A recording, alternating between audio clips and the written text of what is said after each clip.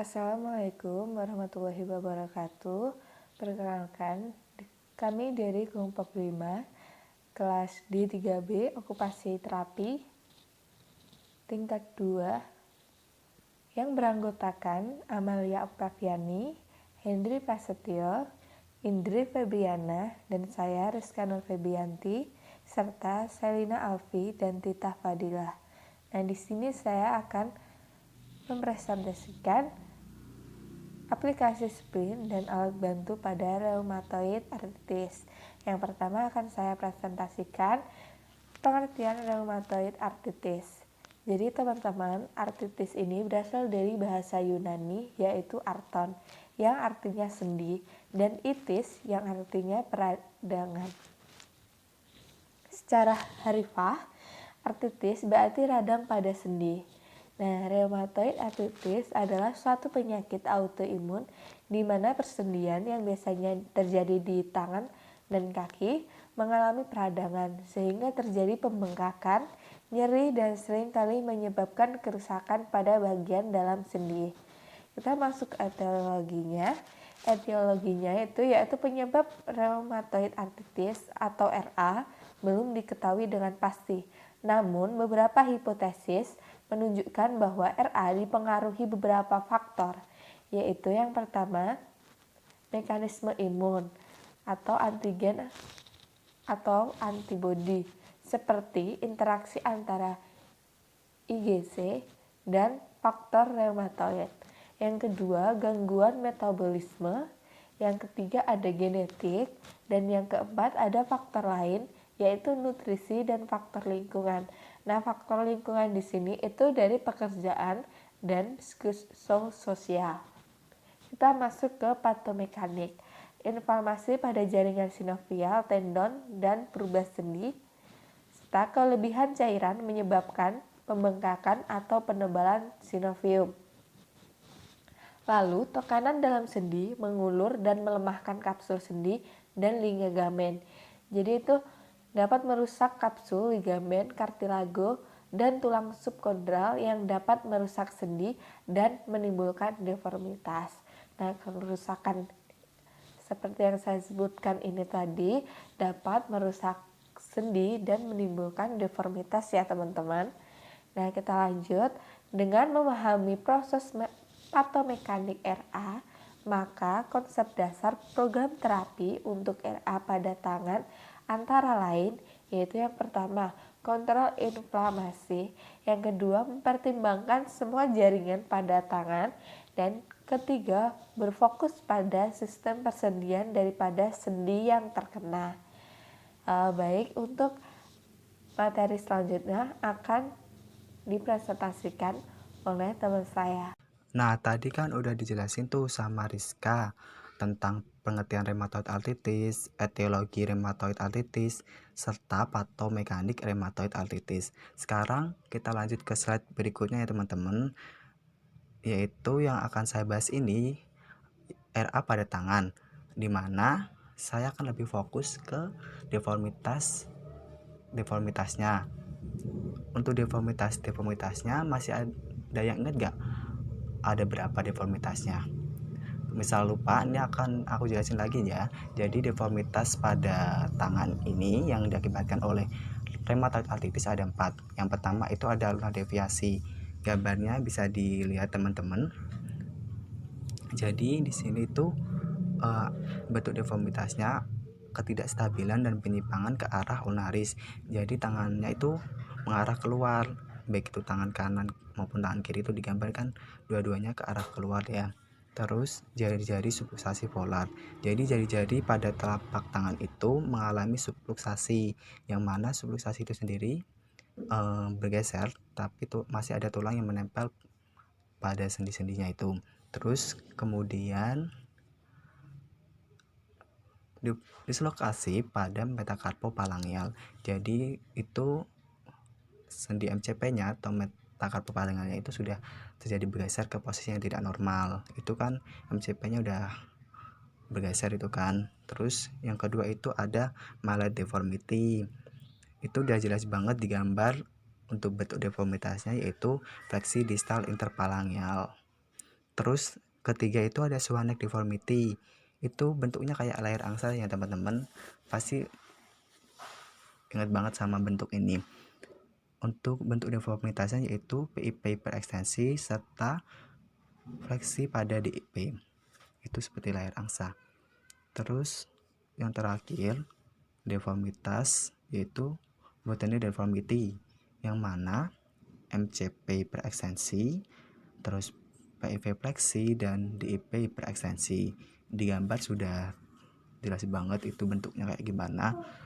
Oke, untuk pembahasan RA pada tangan sudah ya teman-teman. Untuk selanjutnya itu akan dilanjutkan oleh Amalia. Untuk Amal saya persilahkan. Oke, Amalia Oktaviani. Selanjutnya ada pemeriksaan fisik. Pemeriksaan fisik harus objektif dan dicatat hasilnya, karena RA berhubungan dengan semua jaringan lunak pada tangan. Maka pemeriksaan fisik juga harus melibatkan semua sistem yang terlibat. Ada kulit, tendon, otot, syaraf, dan persendian. Kita ke kulit. Kulit, inflamasi akut ditandai dengan area yang merah, panas, atau hangat. Warna kulit abnormal sebagai tanda adanya vaskulitis dan fenomenon. Adanya subcutaneous nodul hendaknya dicatat dan diukur lokasi dan ukurannya. Pemeriksaan fisik yang kedua ada tendon. Tenosinovitis adalah inflamasi pada sarung tendon sinovial, terjadi pada tendon fleksor maupun tendon ekstensor. Catat adanya pembengkakan dan adanya nodul. Pemeriksaan fisik yang ketiga itu ada otot. Kelemahan otot terjadi sebagai hasil perjalanan penyakit rheumatoid arthritis yang melibatkan jaringan otot intrinsik dan ekstrinsik. Kelemahan otot dapat terjadi karena tidak digunakan saat nyeri dan keterbatasan fungsi sendi dalam waktu yang lama. Pemeriksaan fisik yang keempat ada syaraf. Hilangnya fungsi otot, kelemahan, dan atrofi bisa terjadi karena neuropati. Peripheral neuropati pada penyakit rematik dipercayai disebabkan karena artritis dan gangguan suplai darah pada syaraf. Kompresi neuropati dapat juga terjadi karena adanya sinovitis pada fleksor jari-jari yang menyebabkan kompresi saraf. Yang kelima, pemeriksaan fisik persendian. Evaluasi deformitas persendian didasarkan pada anatomi yang normal, perubahan struktur sendi akibat rheumatoid arthritis, dan efek dari kekuatan dalam persendian. Pertimbangan umum sinovitis, integritas sendi, krepitasi, aktif dan pasif motion. Evaluasi sendi khusus BRIS, TAM, MCP, joint, Botanier deformity, Schwann deformity, dan Mallet deformity. Selanjutnya kita ke functional assessment. Tujuan terapi artritis adalah meningkatkan atau mempertahankan fungsi pasien pada ADL, aktivitas of daily living. Pemeriksaan fungsional pada RA tangan dilakukan sebagaimana deskripsi penggunaan tangan pada ADL. Selanjutnya kita ke treatment. Ada tujuan umum dan teknik terapi. Tujuan umum mengurangi nyeri dan inflamasi. Yang kedua, mempertahankan mobilitas dan stabilitas sendi. Yang ketiga, mempertahankan dan meningkatkan fungsi tendon, otot, dan keseimbangan gerak. Terus ada selanjutnya ada modalitas teknik terapi. Pertama ada modalitas. Ada modalitas splinting, latihan, dan joint protection.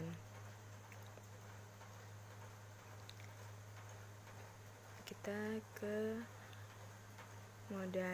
teknik umum. Yang pertama modalitas. Ketika memilih modalitas, terapis harus tetap berpikir bahwa rheumatoid arthritis adalah penyakit kronik. Harus mempertimbangkan penggunaan jangka panjang dan home program. Yang kedua ada splinting. splinting pada saat istirahat sendi lokal dapat menggunakan static splinting. Itu berguna untuk menurunkan kejadian trauma pada area yang terkena. Nah, terus kalau yang dynamic spleen itu digunakan secara selektif dan dapat mengurangi kontraktur sendi dan mengontrol gerakan pada kasus operasi. Dynamic spleen tidak dipakai selama akut inflamasi. Selanjutnya ada latihan. Latihannya itu bertujuan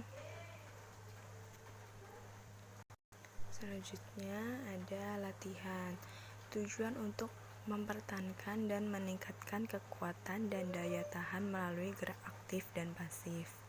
Tahanan atau pengulangan gerak dapat memperparah sinovitis pada sendi dan sarung tendon. PRR, PRE atau Progressive Resisted Exercise merupakan kontraindikasi ketika inflamasi. Gerakan aktif, non-resistive atau like resistive exercise berguna dalam mempertahankan otot. Isometric exercise penting untuk support persendian pada posisi yang benar. Selanjutnya yang keempat ada joint protection atau JPT. Proteksi sendi adalah proses mengurangi stres internal dan eksternal persendian selama aktivitas fungsional. Pelaksanaan JPT secara umum dapat menurunkan stres, pengelolaan inflamasi, meningkatkan kenyamanan dalam beraktivitas, dan memperlambat perjalanan deformity. Slide selanjutnya ada spleen dan alat bantu pada kondisi rheumatoid arthritis yang akan dijelaskan oleh teman saya Tita Fadila. Terima kasih. Semangat kan teman-teman? Oh ya, sebelumnya perkenalkan saya Tita Fadila. Di sini saya akan membahas tentang spleen dan alat bantu pada kondisi rheumatoid arthritis. Untuk poin yang pertama yaitu pengertian spleen. Menurut Vest, splinting adalah tindakan untuk mempertahankan sebagian atau seluruh anggota gerak yang cedera dengan posisi tertentu dengan menggunakan alat yang mendukung. Selama eksaserbasi akut penyakit, atau suatu kondisi di mana penyakit tiba-tiba menjadi lebih buruk daripada biasanya, atau biasa disebut dengan kambungnya suatu penyakit. Selama eksaserbasi akut penyakit, spleen umumnya dipakai pada malam hari dan sepanjang siang hari, dan dilepas setidaknya sekali untuk latihan lingkup gerak sendi, yang higienis dan lembut. Disarankan agar pengguna spleen berlanjut setidaknya selama beberapa minggu setelah rasa sakit dan bengkak reda. Untuk poin yang kedua yaitu fungsi spleen. Kegunaan spleen yaitu yang pertama, membantu mengurangi nyeri dan inflamasi, yang kedua melindungi cedera otot, yang ketiga mencegah terjadinya kontraktur jaringan lunak, yang keempat mencegah deformitas lebih lanjut, yang kelima menjaga stabilitas sendi, yang keenam menghindari tekanan berlebih saat aktivitas, dan yang terakhir yaitu yang ketujuh membantu penyembuhan luka. Untuk poin yang ketiga yaitu jenis-jenis spleen. Jenis spleen dibagi menjadi dua, yaitu statis spleen dan dinamis spleen. Untuk statis spleen digunakan untuk imobilisasi atau support sehingga mencegah deformitas, kontraktur pada jaringan lunak, assistive device, serta untuk block a segment atau memblok atau menghalangi bagian yang terkena injury untuk bergerak. Untuk poin yang kedua yaitu dinamis spleen. Dinamis spleen yaitu digunakan untuk menggantikan hilangnya fungsi motorik, untuk memperbaiki deformitas yang ada, menyediakan gerakan atau mobilisasi arah terkontrol, atau menurunkan adesi, memperbaiki fungsi sendi, dan bantuan dalam keselarasan fraktur dan penyembuhan luka. Kemudian lanjut dengan saya Indri. Untuk yang kedua ada jenis spleen, mallet spleen, yang digunakan pada kondisi mallet deformity. Cocok untuk volar, untuk sendi DIP, bertujuan untuk mempertahankan ekstensi DIP dan stabilisasi lateral. Di situ sudah ada gambarnya ya teman-teman. Kemudian yang ketiga ada figure X spleen. Nah, figure X spleen ini cocok pada volar untuk sendi PIP dan dorsal ke proksimal serta palang tengah. Memungkinkan fleksi penuh pada sendi PIP, Mungkin juga pas di ibu jari, pada sendi IP, dan juga MCP. Biasanya digunakan pada kondisi swan neck deformity. Di situ juga sudah ada gambarnya. Kemudian lanjut yang keempat ada ulnar deviasi spleen. Nah, ulnar deviasi spleen ini digunakan pada kondisi ulnar deviasi yang bertujuan untuk memblokir deviasi ulnaris dan cocok untuk membantu fungsi wrist pada sendi MCP. Kemudian yang kelima ada wrist cook up spleen. Untuk wrist cook up spleen ini digunakan pada kondisi CTS yang sudah dijelaskan oleh kelompok sebelumnya. CTS ini adalah carpal tunnel syndrome. Nah, fungsi dari wrist cook up spleen ini digunakan untuk mempertahankan wrist dalam posisi netral atau sedikit diperpanjang. Juga mensupport wrist sekaligus memungkinkan fleksi pada MCP dan juga untuk mobilitas ibu jari penuh. Kemudian akan dijelaskan oleh rekan saya Selina. Lanjut ya teman-teman, bersama saya Selina Alfi. Sekarang kita mau bahas dorsal wrist cock up spleen. Nah, teman-teman masih ingat kan wrist cock up spleen? Ini tuh fungsinya sama kayak dorsal wrist cock up spleen, hanya saja lebih efektif dan nyaman dorsal wrist cock up spleen. Spleen ini digunakan pada masa periode swelling atau pembengkakan dan inflamasi sendi.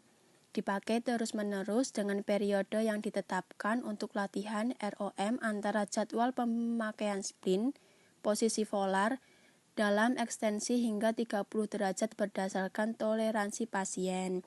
Kemudian yang terakhir nih, resting hand spleen.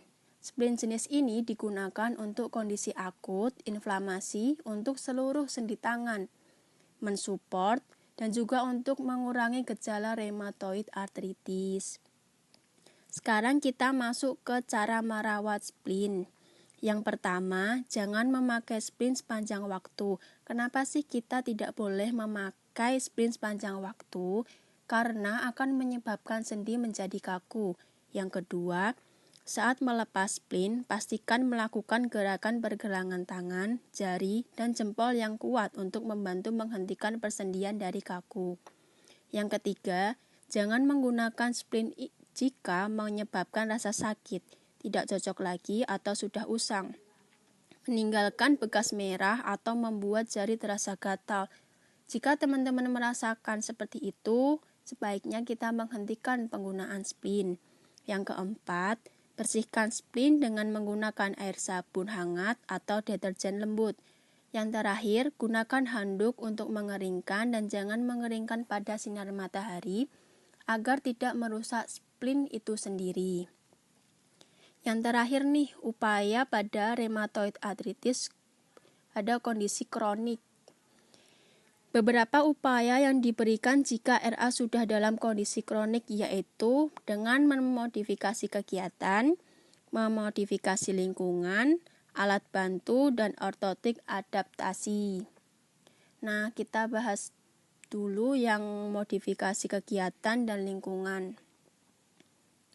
Kenapa sih modifikasi ini dianggap efektif? Karena untuk meminimalkan aplikasi yang terkait dengan kerja, perubahan kinerja yang mencakup pengaturan kerja, menyusun aktivitas kerja, mengubah giliran kerja, dan pembagian kerja yang tepat. Modifikasi ergonomis juga diperlukan untuk posisi yang tepat selama beraktivitas. Pergantian perlengkapan dengan berat yang lebih ringan, dan pegangan alat kerja yang lebih baik, serta panduan tentang manajemen stres dan strategi dalam menangani beban kerja.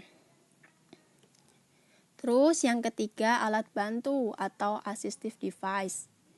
Konsep dari assistive device ini bertujuan untuk mempertahankan, meningkatkan, atau memfasilitasi kinerja, perawatan diri, instrumental, pendidikan, pekerjaan, atau kegiatan sosial. Dari berbagai instrumental yang tersedia untuk pasien dengan kondisi RA, adaptasi peralatan dan penggunaan ortotik untuk meningkatkan pegangan yang lebih baik, penyelarasan biomekanik, dan mengurangi stres sendi serta untuk memungkinkan pasien dalam mengembangkan kegiatan pekerjaan.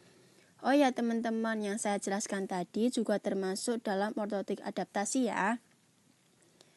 Nah, selain teman-teman melihat video ini, teman-teman juga bisa untuk membaca modul yang telah kelompok kami buat agar teman-teman bisa bertambah ilmunya. Terima kasih.